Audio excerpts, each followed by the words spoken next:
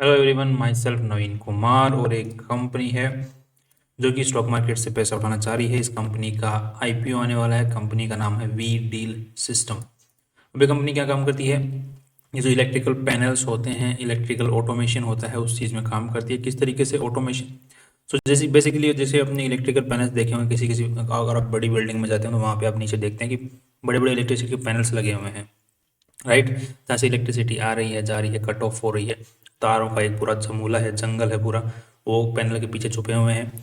तो वो जो पैनल बनाने का काम है ये कंपनी करती है। साथ में ही ऑटोमेशन का काम भी करती है। ऑटोमेशन का काम किस तरीके से होता है? मान के चलिए कि लाइट गई, ऑटोमेटिक जनरेटर चालू हो गया, लाइट आ गई, ऑटोमेटिक जनरेटर बंद हो गया, लाइट पूरे घर में पहुंच गई।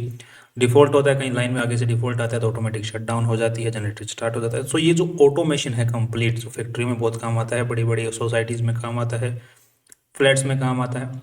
सो ये ऑटोमेशन का काम भी कंपनी करती है। तो यही कंपनी जो है स्टॉक मार्केट से पैसा उठाने का ट्राई कर रही है, वी डील सिस्टम्स। अब यहाँ पे कंपनी का जो आईपीओ है वो 27 अगस्त से 29 अगस्त के बीच में खुलने वाला है, और 112 का कंपनी ने फिक्स प्राइस सेट किया है। यहाँ पे 50% जो शेयर जो कोटा है वो रिटेलर्स के लिए रहने वाला है यहाँ पर। और कंपनी के जो प्रमोटर लोग हैं, जो कंपनी के मालिक थे, अब तक 100% शेयर होल्डिंग उनके पास में थी लगभग, और अभी 67% के आसपास में रह जाने वाली है। अब यहाँ पे जो आईपीओ के थ्रू कंपनी के अंदर में सारा का सारा पैसा जाने वाला है, जो कि है 18 करोड़ रुपए। अब यहाँ पे अगर देखते हैं तो कंपनी की जो वैल्यू लगाई जा रही है वो सिर्फ 54 करोड़ रुपए की लगाई जा रही है। छोटी कंपनी है, एसएमई के सेगमेंट के अंदर में अपना आईपीओ लेके आ रही है, राइट। तो अब देख लेते हैं कि कंपनी का जो क्या बोलते हैं इसको, रीज़न क्या है कंपनी का पीछे लेके आने के पीछे, ये पर्टिकुलर 18 करोड़ रुपए क्यों उठाना चाह रही है कंपनी? तो वर्किंग कैपिटल रिक्वायरमेंट की, हमारा खर्चा ज़्यादा हो रहा है इस साल, और पैसा कम है तो जिसके लिए हमें पैसों की ज़रूरत है। दूसरा, उनको ऑलरेडी इन्होंने लोन ले रखा है, कंपनी के ऊपर में लोन है, उसको चुकाना है। तो मेन बेसिक रीजंस कंपनी के दो हैं। अब यहाँ पे अगर हम थोड़ा सा आरएचपी के अंदर में जो इन्फॉर्मेशन दी है उसके पास नज़र डाल लेते हैं, उसके बाद में कंपनी को कंपेयर करके भी देखेंगे दूसरी कंपनी के साथ में जो इसी सेक्टर में काम करती हैं उनके साथ में। तो यहाँ पे कंपनी के जो मेन कर्ता धर्ता हैं उनका नाम है धीरज कोचर, राइट। अब नेक्स्ट देखते हैं, कंपनी के ऊपर में ज़्यादा कुछ खास प्रोसीडिंग, क्रिमिनल प्रोसीडिंग्स है नहीं, कंपनी के ऊपर में नहीं है, कंपनी ने कर रखी है। डायरेक्टर्स वगैरह इनके ऊपर में भी नहीं है। अब यहाँ पर एक क्रिमिनल प्रोसीडिंग जरूर नजर आ रही है जो प्रमोटर के ऊपर में है।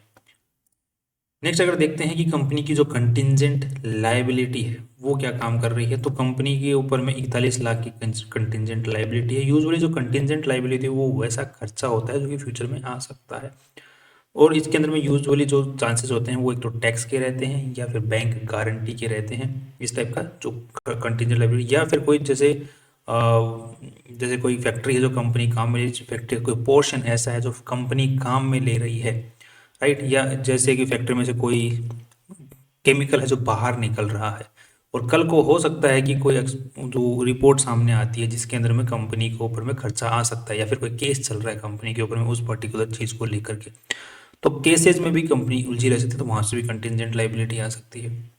सो लिटिगेशंस हो गए, बैंक गारंटीज हो गई, कंपनी का कैपेक्स हो जाता है कई बार, उसकी वजह से आ जाता है कैपेक्स, जैसे सब्सिडरी में पैसा लगा दिया, राइट, वो भी लोन पे उठा के।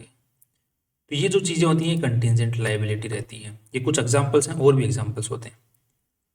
नेक्स्ट अगर कंपनी का अगर आज के दिन देखते हैं प्रॉपर्टी के नाम पे कंपनी के पास में क्या है, तो कंपनी जो उड़ीसा के अंदर में इंडस्ट्रियल एरिया के अंदर में कंपनी के पास में ज़मीन है, जो कि वहाँ की इंडस्ट्रियल इंफ्रास्ट्रक्चर डेवलपमेंट कॉर्पोरेशन है कंपनी को दे रखा है, वो भी लीज पर, वो भी काफ़ी लंबे टाइम तक के लिए लीज पर दे रखा है, लगभग 60 साल के लिए। तो ये एक काइंड ऑफ ओनिंग तो नहीं कहेंगे, बट काइंड ऑफ ओनिंग के बराबर ही है, क्योंकि काफ़ी लंबे टाइम तक कंपनी उसको रख सकती है, और आगे फ्यूचर के अंदर में उसको रेंट पे भी दे सकती है किसी और को भी, अगर कंपनी का बिजनेस नहीं चलता है तो। कंपनी का जो मेन रेवेन्यू स्ट्रक्चर है वो पैनल से आ रहा है, जैसे हमने बात किया था। दूसरा ऑटोमेशन से, और तीसरा स्पेयर्स जो कंपनी के जो काम करती है उसके अंदर में यूज होता है। आज के दिन जो कंपनी इलेक्ट्रिकल कंट्रोल पैनल जो बनाती है वहाँ से 16% की कैपेसिटी के ऊपर में, सॉरी 20% की कैपेसिटी पर कंपनी काम कर रही है फैक्ट्री। 14% के ऊपर में इलेक्ट्रिकल कंट्रोल पैनल्स कंपनी काम करें, और 50% की कैपेसिटी पर पैनल्स का जो कैपेसिटी है कंपनी की जो बनाने की, उस पर काम करें। सो अच्छा खासा कंपनी के पास में अभी भी जो कैपेसिटी है वो बची हुई है, सो कैपेक्स करने की भी जल्दी ज़रूरत कंपनी को नहीं पड़ेगी और कंपनी बोल भी नहीं रही है कि हमको कैपेक्स करने की ज़रूरत है। अब एक बार कंपनी की बैलेंस शीट के ऊपर हम नजर डाल लेते हैं। तो बैलेंस शीट में जो पैसा आया हुआ है वो इन्वेस्टर्स का जो पैसा है वो लगभग 6.5 करोड़ के आसपास में है। 3 करोड़ रुपए के आसपास में लॉन्ग टर्म पैसा है, वैसे 4 करोड़ के आसपास में। और बाकी जो 17 करोड़ रुपए हैं वो करंट लाइबिलिटी क्या है, मतलब कंपनी को पैसा चुकाना है, वो भी इसी साल। इसीलिए कंपनी ने बोला कि हमें वर्किंग कैपिटल के लिए पैसा जरूरत है, क्योंकि ये देखो कंपनी को सच में ज़रूरत है। अब पैसा लगा हुआ कहाँ पे है, तो मेनली जो पैसा फंसा हुआ है वो है ट्रेड रिसीवेबल के अंदर में। तो ये काफ़ी एक नेगेटिव पॉइंट हो जाता है। कंपनी का जितना बैलेंस शीट का साइज है दैट इज 27 करोड़, उसका 40% के आसपास में ट्रेड रिसीवेबल में पड़ा हुआ है। जबकि ट्रेड रिसीवेबल पिछले साल 6 करोड़ के थे, इस साल हर सीधे ही जंप मार के 12 करोड़ के हो गए, 12.5 करोड़ के हो गए। जबकि कंपनी का जो रेवेन्यू होता है वो 20 करोड़ से बढ़ करके 26 करोड़ का, जबकि दैट इज अराउंड 30% का इंक्रीज यहाँ पर देखने को मिला है, राइट। 30% के इंक्रीज के अंदर में कंपनी का जो ट्रेड रिसीवेबल्स है वो कितना, 6×5=18, लगभग 8 करोड़ के आसपास में पहुंचना चाहिए लॉजिकली, बट पहुंच गया कितना, 12.5 करोड़ रुपया। तो यहाँ पर एक थोड़ा सा घपला जो होता है वो नजर आता है। अब ये पैसा यहाँ पर ट्रेड रिसीवेबल्स में किस चीज़ को कंपेयर करने के लिए, मतलब कट आउट करने के लिए बैलेंस शीट, क्योंकि बैलेंस शीट में हमेशा दोनों जो साइड होती हैं, लाइबिलिटी साइड और ये जो साइड होती है दूसरी एसेट साइड होती है, दोनों की दोनों काउंटर करती है, मतलब एकदम इक्वल रहनी चाहिए। जैसे यहाँ पे टोटल लाइबिलिटी सेक्शन 27 करोड़, यहाँ पे एसेट साइड भी 27.27 लाख। सो पॉइंट ये है कि अब इस किस चीज़ को यहाँ पर ट्रेड रिसीवेबल्स में काउंटर किया गया, तो वो है यहाँ पर इन्वेस्टर्स का जो शेयर कैपिटल अमाउंट है वो बढ़ाया गया है, ऑथोराइज कैपिटल बढ़ाया गया है। तो उसको काउंटर करने के लिए यहाँ पर इसको वो बोनस वगैरह जारी करने के लिए जो शेयर कैपिटल बढ़ गया है उसको यहाँ पे काउंटर किया गया, क्योंकि कंपनी के पास में कैश होगा नहीं, कैश नहीं है तो यूजुअली ट्रेड रिसीवेबल्स का कंपनियां सहारा लेती हैं। अब ट्रेड रिसीवेबल्स, ऐसे ट्रेड रिसीवेबल्स को मैं फेक मानता हूँ। क्यों मानता हूँ, क्योंकि जो मेन जो बिजनेस कोर्स वो एक्शन में जो होता है यूजुअली जब उससे ज़्यादा, राइट, कोई रीज़न नज़र आता है कि यार ये कुछ सही नहीं लग रहा है यहाँ पे, तो उस टाइप को मैं फेक मानता हूँ। तो यहाँ पे भी नज़र नहीं आ रहा कि 8 करोड़ के आसपास तक, 9 करोड़ तक पहुँच जाता है, 12.5 बहुत ज़्यादा हो जाएगा। तो ये थोड़ा सा फेक मुझे नज़र आ रहा है। अब कई एक भाई का सवाल भी था कि ट्रेड रिसीवेबल्स कैसे फेक हो सकते हैं। देखो, कस्टमर फेक बना दिया, उसके नाम पे पर्ची काट दी, फिर बाद में क्या दिखा दिया कि कस्टमर जिसको हमने माल बेचा उसने पैसा नहीं दिया, बट हमारा तो माल बिक गया। तो माल बिक गया तो पैसा नहीं आया, तो वो क्या बन गया, ट्रेड रिसीवेबल। तो अब कंपनी अकाउंट्स में क्या दिखाई देगा कि यार पैसा तो आएगा क्योंकि माल बिका है, बट एक्चुअली क्या हुआ है, फेक रिसिप्ट कटी है, राइट। अब कल को फ्यूचर के अंदर में क्या होगा कि ये तो अगर एक बार कट गया तो अब कंपनी को फ्यूचर में क्या होगा, कंपनी पैसा उठा लेगी।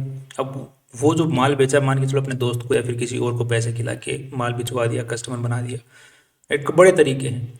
और कल को जब पैसा आ गया स्टॉक मार्केट से तो उस माल को वापस एंट्री दिखा दी कि यहाँ पैसा आ गया, रिकवर हो गया है। या फिर माल हमने वापस खरीद लिया उस पार्टी से, क्यों, क्योंकि यहाँ से हमने उसको रॉ मटेरियल बेचा और वहाँ से हमने उससे वापस से उसका फिनिश प्रोडक्ट ले लिया जिसको हम बेचेंगे, राइट। तो पहले माल बिक गया, फिर फिनिश प्रोडक्ट की फॉर्म में वापस आ गया। तो ये ट्रेड रिसीवेबल कितने बहुत सारे तरीके होते हैं ट्रेड रिसीवेबल्स को फेक दिखाने के। नेक्स्ट अगर देख लेते हैं कंपनी के जो रेवेन्यू फ्रॉम ऑपरेशंस हैं, ये ठीक ठाक है, ठीक ठाक तरीके से बढ़ रहे हैं, कोई दिक्कत यहाँ पे नजर नहीं। और लेटेस्ट रिजल्ट के अकॉर्डिंग कंपनी ने 4 करोड़ का नेट प्रॉफिट कमाया है, राइट। और ट्रेड रिसीवेबल्स बढ़ गए हैं कितने, 6 करोड़ से 12 करोड़ रुपए।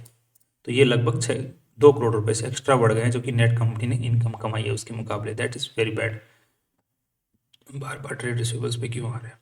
तो लगभग कंपनी ने नेट प्रॉफिट जो है वो 3 करोड़ ही कमाया, सॉरी ये टैक्स जो प्रॉफिट बिफोर टैक्स था।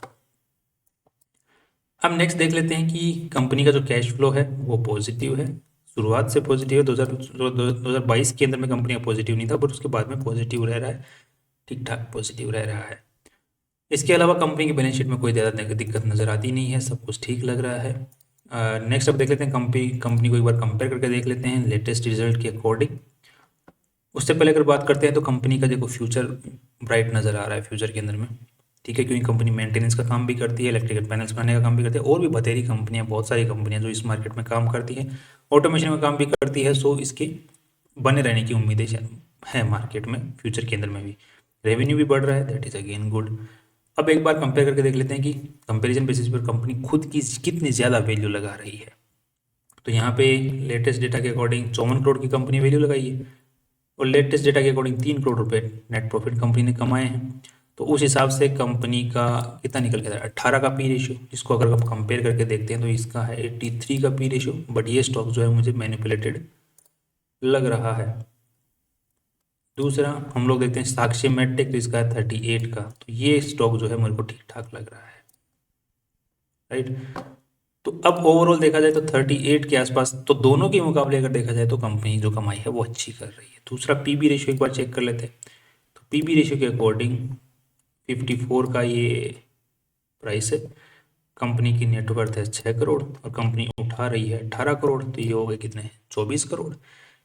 तो ये 54 को 24 से डिवाइड कर दो तो लगभग आ जाएगा 2.1 के आसपास, 2.2 के आसपास। इसको अगर हम लोग कंपेयर करते हैं पीबी रेशियो दूसरी कंपनियों के साथ में, तो इसका तो पीबी रेशियो एक बार हमें कैलकुलेट करना पड़ेगा क्योंकि यहाँ पे लिखा हुआ नहीं है। इसकी इंफॉर्मेशन स्टैंड अलोन में होनी चाहिए। ओके, तो यहाँ पर लिखा हुआ है कि 14 करोड़ की नेटवर्थ और इसका पीबी रेशियो है, इसका पीबी रेशियो बहुत ज़्यादा ऊपर जा रहा है। इसका पीबी रेशियो लगभग 16-17 के आसपास में जा रहा है। दूसरा इसका पीबी रेशियो कहाँ जा रहा है, इसका है 4.63। तो दोनों के मुकाबले ही कंपनी ने एसेट वाइज जो नेटवर्थ है वो उसकी वैल्यू के हिसाब से भी कम लगाई है। सो यहाँ पे अच्छा खासा हमें स्कोप शॉर्ट टर्म में और लॉन्ग टर्म में दोनों में ही देखने को मिल रहा है कंपनी के अंदर में। सो आई थिंक ये ट्रेड रिसीवेबल वाला जो सेगमेंट है उसको एक बार थोड़ा सा, ये कई बार क्या है कि जब छोटी कंपनियां होती हैं उनको राय देने वाले कौन होते हैं, मर्चेंट बैंकर्स। मर्चेंट बैंकर बोलते हैं कि आपको अच्छा पैसा दिला देंगे, थोड़ा सा हमें थोड़ा बदलाव करने हैं उनके ऊपर में, आप क्या दिक्कत है हम सब देख लेंगे। और वो भोले वाले लोग होते हैं कंपनी जो, जिनको ग्राउंड का काम आता है, वो बोलते हैं जो आपको सही लगे वो करिए सर, वो कर देते हैं। तो ओवरऑल देखा जाए तो कंपनी ठीक ठाक लग रही है फ्यूचर के हिसाब से, लॉन्ग टर्म में ठीक लग रही है, शॉर्ट टर्म में भी वैल्यू ठीक ठाक लगाई है। सो और छोटी कंपनी है तो आराम से थोड़ा बहुत ऊपर जाने के चांसेस दिख रहे हैं। That's all. कल फिर मिलते हैं नई इंपॉर्टेंट वीडियो के साथ में। और ध्यान रखिएगा कि आपको कोई भी डिसीजन लेना है वो अपने फाइनेंशियल एडवाइजर से पूछ के लेना है और रिसर्च करके लेना है। ये सिर्फ एक लिमिटेड एनालिसिस के बेसिस के ऊपर में बात की है हमने। That's all. कल फिर मिलते हैं नई इंपॉर्टेंट वीडियो के साथ में। सी यू टुमारो।